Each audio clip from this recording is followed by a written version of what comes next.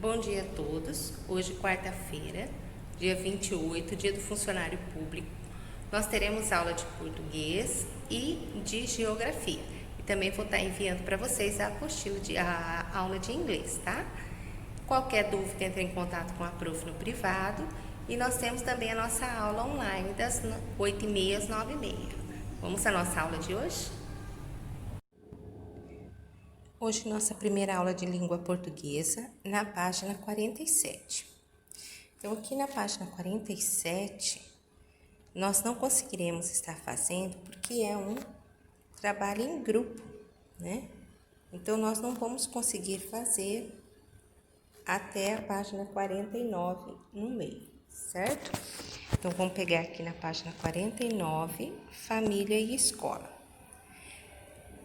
A família, sempre que possível, apresente às crianças por meio de livros, visitas a museus, passeios, vídeos, exposições e peças de teatro, os elementos da nossa cultura popular, como o artesanato produzido por diferentes comunidades, festas tradicionais do Brasil e das diversas regiões do Brasil, a origem de alguns pratos de nossa culinária, assim como diferentes recursos e paisagens naturais presentes no território brasileiro. Essa é uma atividade que enriquecerá o repertório cultural das crianças, além de ser algo divertido de se descobrir sobre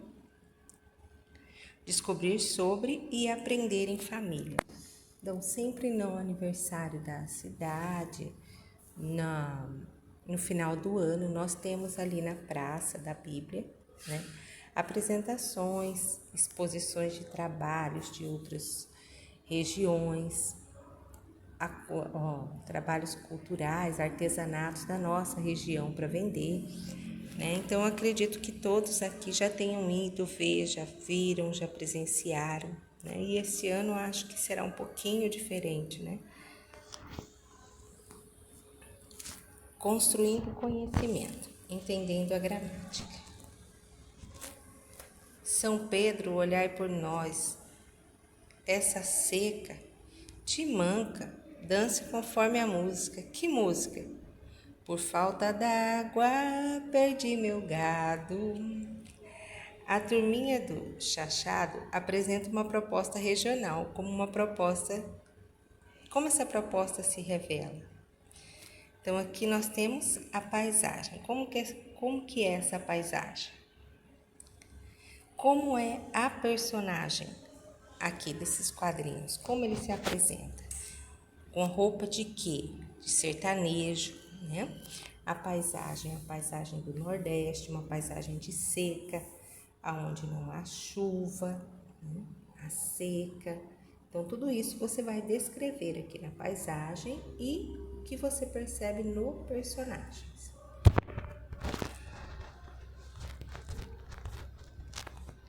Observe a resposta do Chachado, que o Chachado obtém. Te manca, dance conforme a música.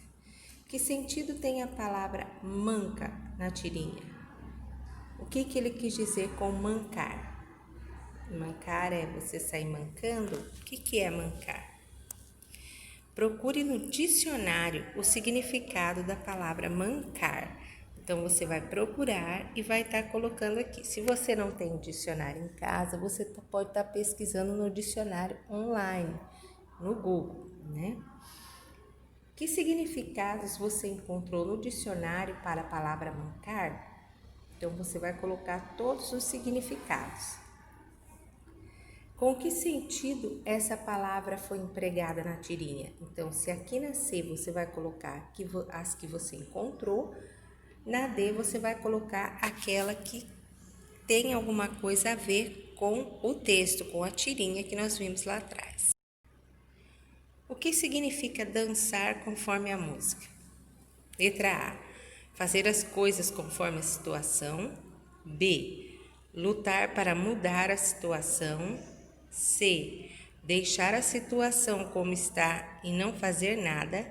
D, reclamar da situação como está. Regras da língua. Na língua portuguesa, uma palavra pode ser usada com diversos significados. Dizemos que uma palavra está em seu sentido denotativo quando está empregada no mesmo sentido que aparece no dicionário.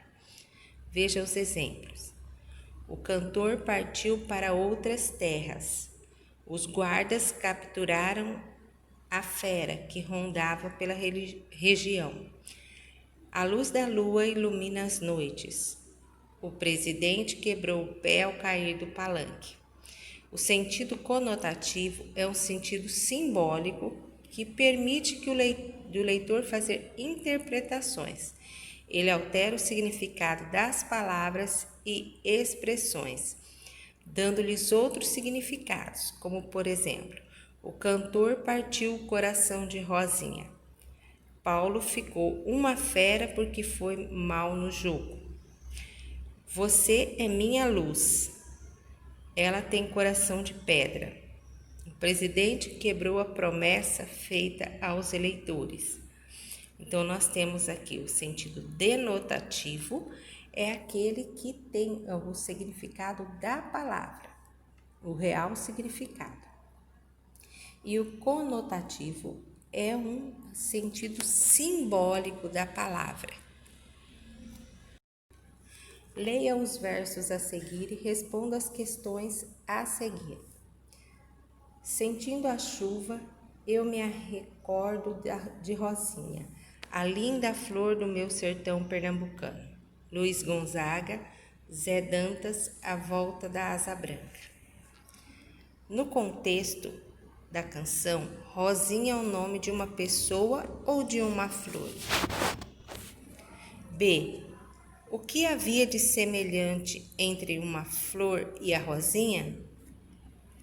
C. Chamar Rosinha de linda flor é usar as palavras em seu sentido denotativo, como está no dicionário, ou conotativo, como ele sente no coração. Ela é realmente uma flor ou ele sente ela como uma flor? Leia a estrofe a seguir. Adeus, Pernambuco, a saudade é de matar. Adeus, Pernambuco, tô maluco pra voltar. Hervé Cordovil, Manezinho Araújo, adeus, Pernambuco.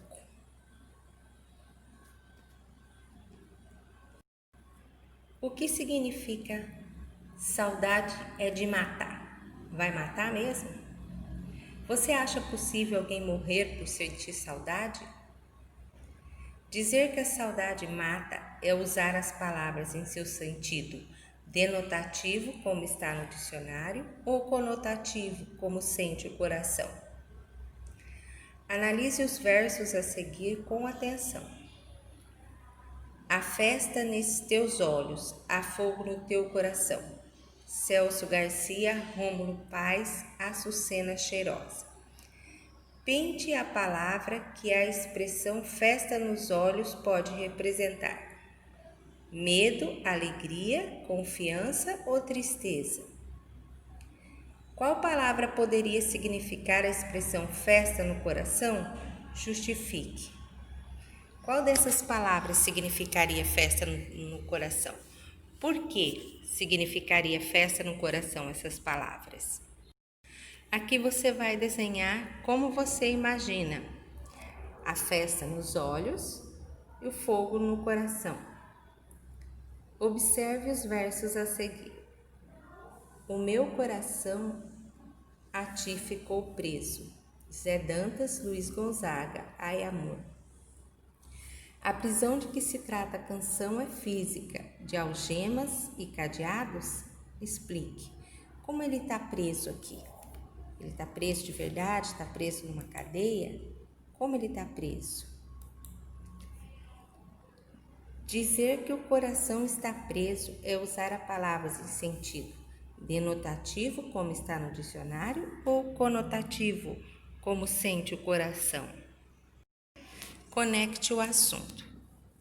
Você já viu que a mesma palavra pode ter diversos significados. É muito importante observar que, quando estamos escrevendo um texto artístico, como um poema, uma canção ou uma propaganda, é bem legal usar esses diferentes sentidos. Porém, se o texto é informativo e objetivo, ele precisa ser bem entendido por muitas pessoas. Por essa razão, é melhor que as palavras tenham um sentido exato, para que a informação não seja mal interpretada. A linguagem conotativa está muito presente nas tirinhas, em poemas, nos textos publicitários, etc. As agências de publicidade usam muito esse recurso para chamar a atenção do público para o produto ou para a ideia que querem apresentar. Leia a tirinha a seguir e observe a expressão dos personagens. Agora vamos ao pet shop. Você vai ficar um gato.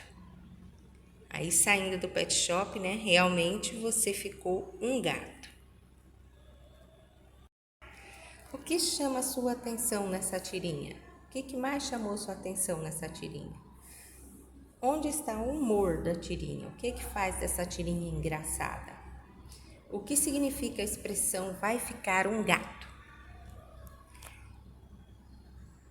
Pesquise tirinhas, poemas e anúncios publicitários em que apareçam palavras empregadas em sentido conotativo e traga-os para a sala de aula ou use um pedaço ou espaço a seguir para colar ou que achar mais interessante. Então, aqui nesse espaço, você vai pesquisar ou desenhar uma tirinha, né?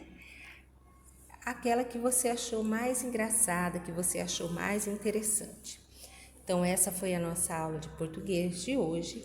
Agora, vocês vão pegar o livro de geografia. O livro de geografia hoje também.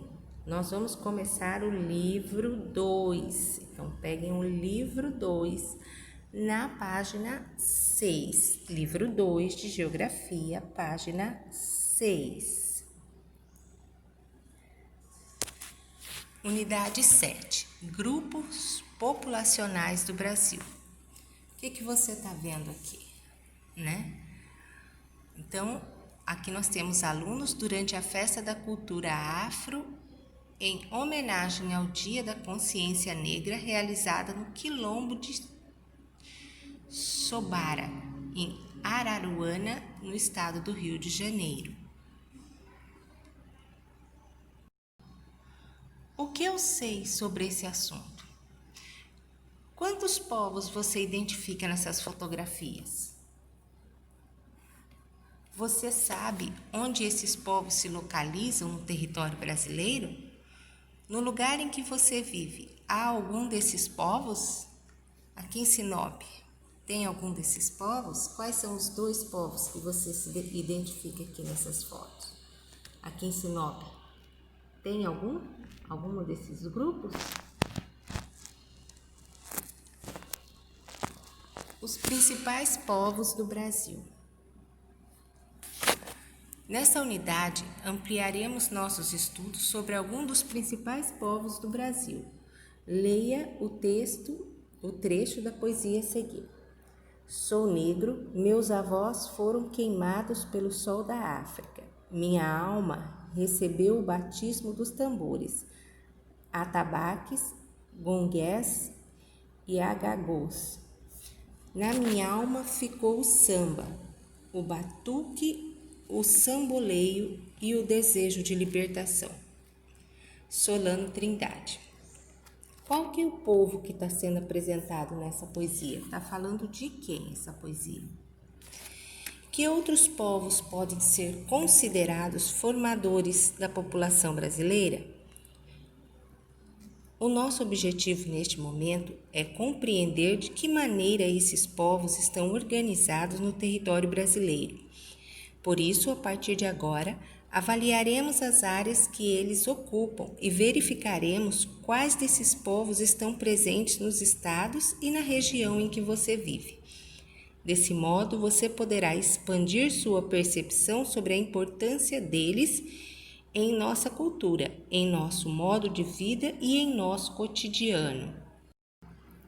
Os indígenas. Você já sabe o que os indígenas são considerados. Você já sabe que os indígenas são considerados os primeiros habitantes das terras em que hoje se localiza o Brasil. Você também já conheceu o modo de vida de alguns desses povos, como são suas moradias e quais são as brincadeiras que as crianças indígenas realizam. Agora esse tema será ampliado para que você descubra mais sobre esses povos e sobre a localização deles dentro do território brasileiro. Como você aprendeu, o número de indígenas foi muito reduzido desde a chegada dos primeiros colonizadores europeus ao Brasil. Segundo informações da Fundação Nacional do Índio, a FUNAI, quando os colonizadores chegaram às atuais terras brasileiras, havia aqui aproximadamente 3 milhões de indígenas. Atualmente, esse número diminuiu a cerca de 1 milhão de indivíduos. Então, aqui nós temos uma pintura de Osmar Pereira da Silva, o desembarque de Pedro Álvares Cabral em Porto Seguro em 1500.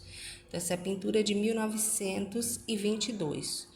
É uma pintura de óleo sobre a tela de 190 por 330 centímetros e ela se encontra no Museu Histórico Nacional, no Rio de Janeiro. As terras indígenas são áreas do território brasileiro habitadas por esse povo, nas quais eles têm o direito de extrair o recurso necessário para o seu modo de vida. Os indígenas têm o direito sobre essas terras e, nelas, podem viver de acordo com seus costumes e suas tradições. Apesar de terem esse direito de viver em terras de ocupação tradicional, nem todos os indígenas habitam áreas demarcadas, ou seja, como seus limites reconhecidos e determinados pelo governo brasileiro. Com base em leis da Constituição,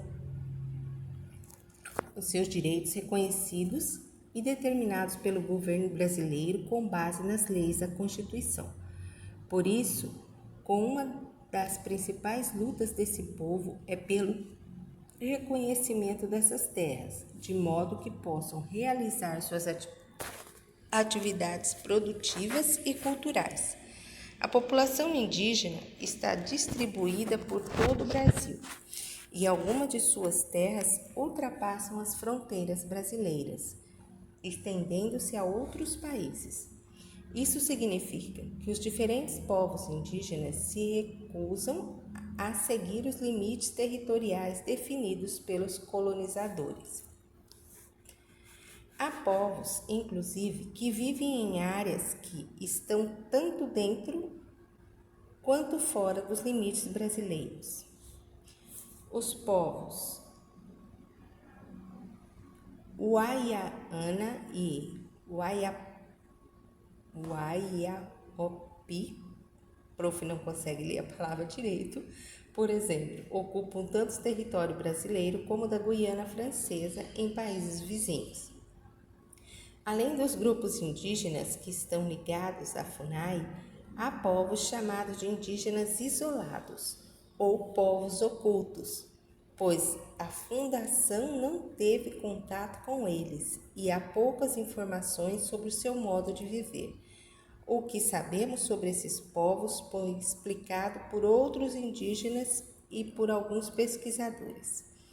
Nessa situação, a FUNAI apresenta a eles uma proposta do seu modo de vida.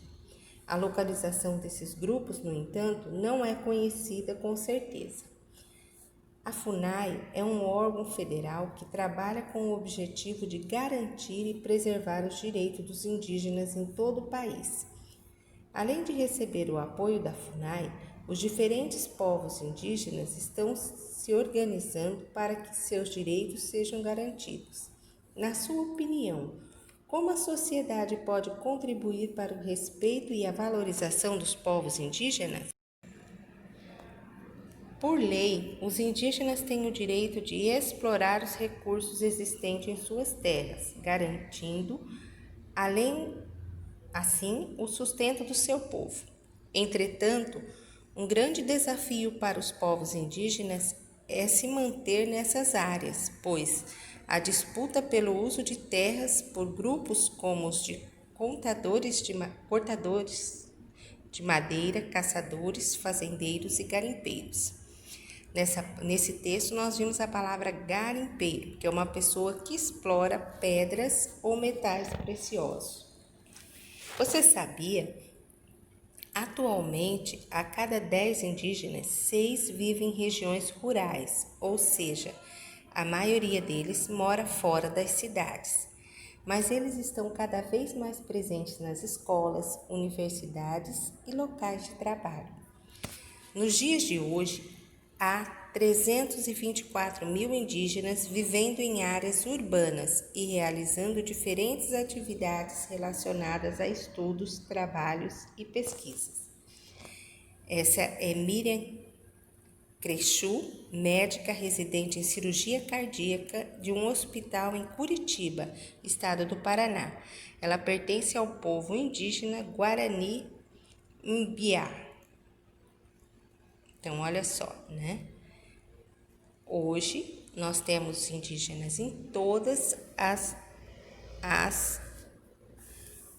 profissões, em toda a nossa sociedade. Observe o mapa a seguir.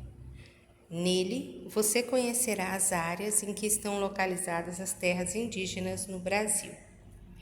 Então, aqui nós vamos para a nossa legenda, né? Os pontinhos de vermelhos são as que são declaradas, homologada e regularizada. As regiões Norte, Nordeste, Sul, Sudeste e Centro-Oeste. Declarada quer dizer que ali se sabe que tem. Homologada, a prof vai pesquisar. E regularizada é aquela que já está no papel, está tudo certo, né? É deles já. A homologada quer dizer que entrou com o processo, mas ainda não tem a resposta da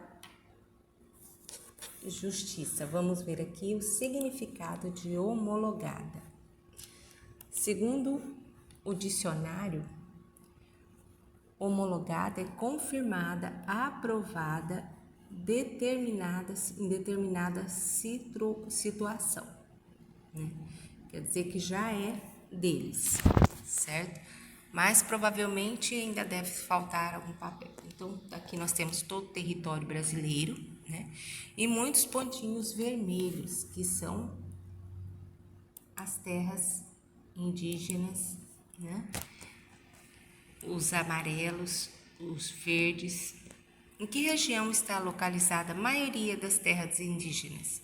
Em que região tem mais povos indígenas? Há terras indígenas no estado em que você vive? Você conhece alguma característica cultural dos povos indígenas que habitam o estado em que você mora? Então, nós estamos no Mato Grosso. Há indígenas no Mato Grosso? Aqui onde nós moramos, tem os povos indígenas? Você sabe alguma coisa sobre eles? Mapeando. O mapa a seguir apresenta as populações indígenas em cada estado do Brasil. Faça a leitura do mapa considerando a variação do número de indígenas. Considere que, quanto maior for o círculo, maior será o número de indivíduos indígenas nos municípios dentro de cada estado. Então, veja só. Nós temos aqui a legenda, né, com os números de acordo com o tamanho do círculo. Então, há muitos municípios com população indígena no estado onde você mora? Tem muitos municípios? Olha ali no mapa. Na região em que você mora, há muitos municípios com população indígena? Então, nós vamos olhar no mapa e vamos responder as questões, né? Indígenas que vivem nos diferentes estados brasileiros. Acesse o site indicado no portal Edros e descubra quais são os povos indígenas que existem no estado em que você mora. Quando abrir a página, você deverá selecionar a sigla do seu estado para que o nome dos povos indígenas apareçam. Após a pesquisa, utilize a tabela a seguir para anotar os nomes de alguns desses povos e algumas curiosidades ou características sobre os grupos que você selecionar. Então, qual o nosso estado? Em que região nós estamos? Aí você vai pesquisar o nome do povo, outros estados que esse povo habita, o número de indígenas e as características desse povo, como eles são. Em africanos. Em anos anteriores, você aprendeu que muitos africanos foram trazidos às terras onde hoje se localiza o Brasil, na condição de escravizados. Eles eram capturados em outro continente e trazidos à força. No caminho, sofriam com as péssimas condições de vida nos navios, estando sujeitos à fome, doenças, maus tratos. Por causa disso, muitos não chegavam com vida às terras de destino. Então, aqui nós vamos observar um mapa, que é a rota dos escravizados trazidos do continente africano para o Brasil no século XV ao século XVIII. Então, nós temos aqui várias rotas, né? Vocês podem ver aqui as setinhas, né? Da onde eles vinham, as setas, né? De onde eles eram trazidos, para que estado eles iam. Então, você prestando atenção nesse mapa, você vai conseguir prestar atenção, entender da onde eles vieram e quais os estados que eles foram, tá? Aí, com atenção no mapa, você vai responder a pergunta número 3. Os escravos foram trazidos para o Brasil de qual continente? Qual é o continente? Qual é o continente aqui que eles eram trazidos? Eles eram trazidos da África. Então, eles eram trazidos do continente africano. A 4. Observe as cidades de destino dos escravizados apresentadas no mapa. Qual delas não está localizada no atual território brasileiro? Então, qual das cidades aqui, não está localizada no atual território brasileiro? Qual é o nome dela? Então, você vai olhar no mapa e vai responder. Depois você vai estar respondendo assim: quais são as cidades brasileiras que possuíam portos e recebiam os africanos escravizados? Qual dessas cidades eram? A maioria dos africanos que estavam na condição de escravizados era levada às áreas de lavoura. Eles trabalhavam principalmente nos engenhos de cana-de-açúcar e na fabricação de produtos derivados dele, como a rapadura, que a rapadura é derivada da cana, é produzida então com a cana-de-açúcar, né? Geralmente esses produtos tinham como destino os países europeus. Eles também trabalhavam na mineração e nas atividades ligadas ao cultivo de café. Em um período de mais de 300 anos, segundo pesquisas, cerca de 5 milhões de africanos foram trazidos ao território brasileiro, na condição de escravizados, até o ano de 1875. Com o estímulo à vinda dos imigrantes e com a abolição da escravidão, em 1888 a mão de obra foi substituída por imigrantes, principalmente os europeus. Então, eles deixaram de ser escravos, né, com a libertação dos escravos, e não só os africanos começaram a trabalhar na lavoura, mas também os europeus. Mas aí eles já eram assalariados, eles já recebiam para poder trabalhar.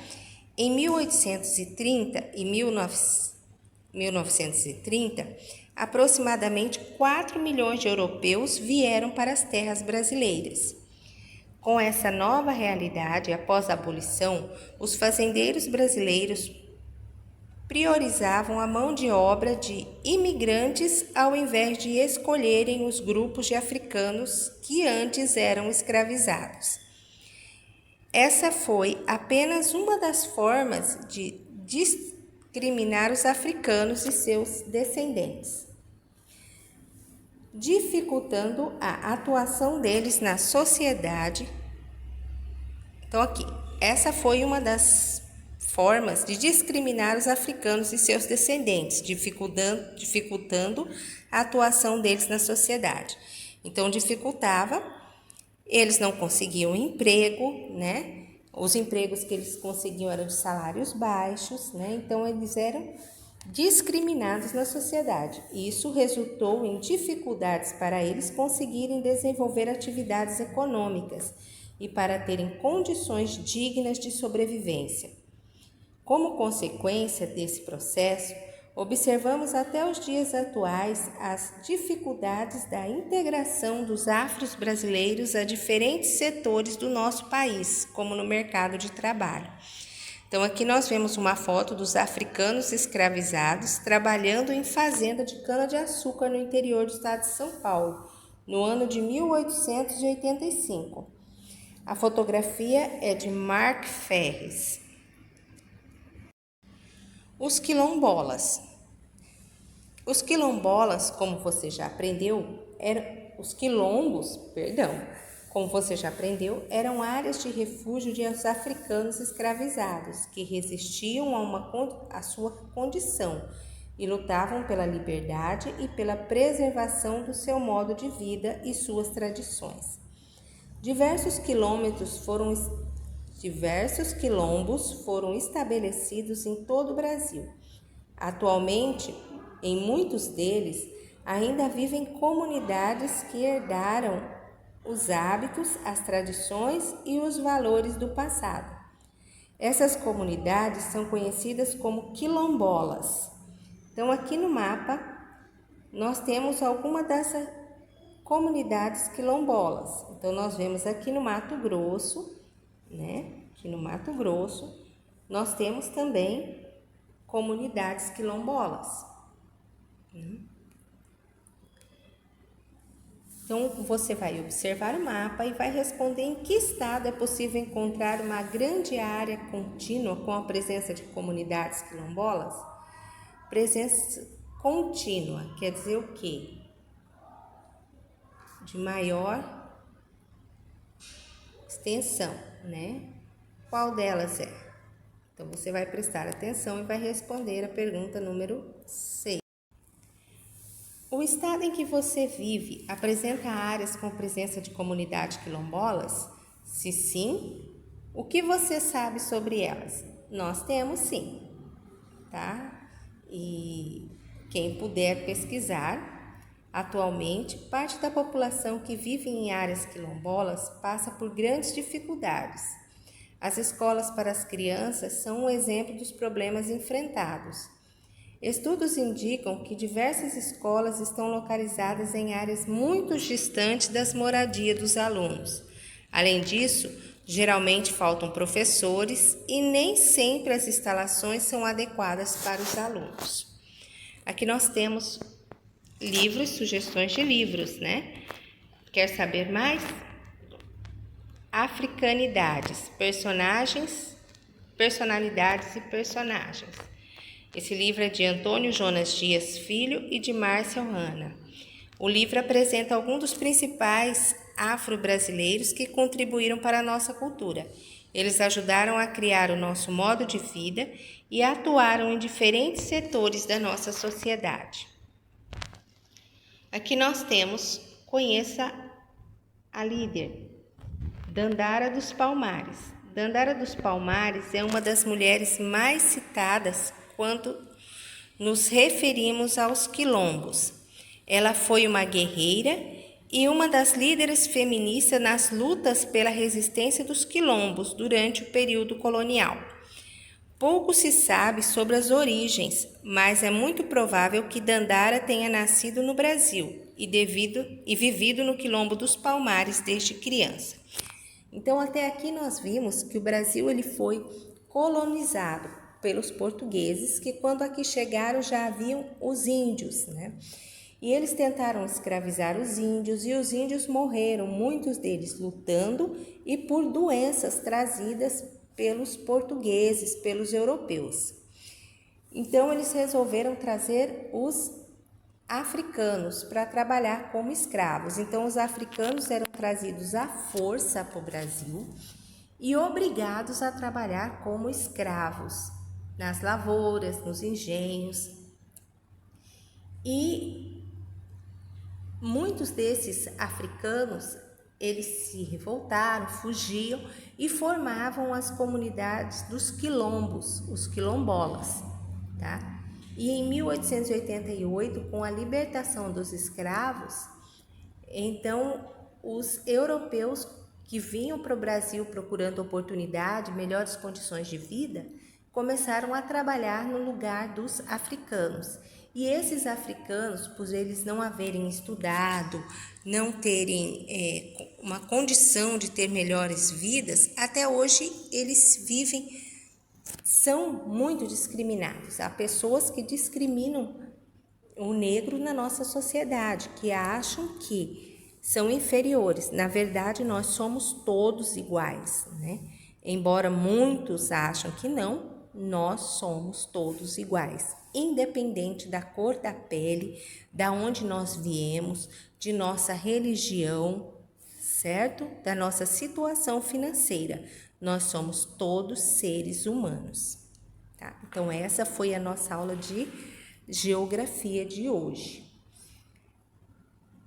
A prof vai estar enviando também o link da aula de inglês, da língua inglesa, tá? Então, peço que vocês estejam fazendo as atividades e enviando para a professora. Qualquer dúvida, é só entrar em contato com a professora no privado e daqui a pouco nós temos também a nossa aula online. Então, até já já, ou qualquer dúvida, até daqui a pouquinho no privado. Beijo a todos!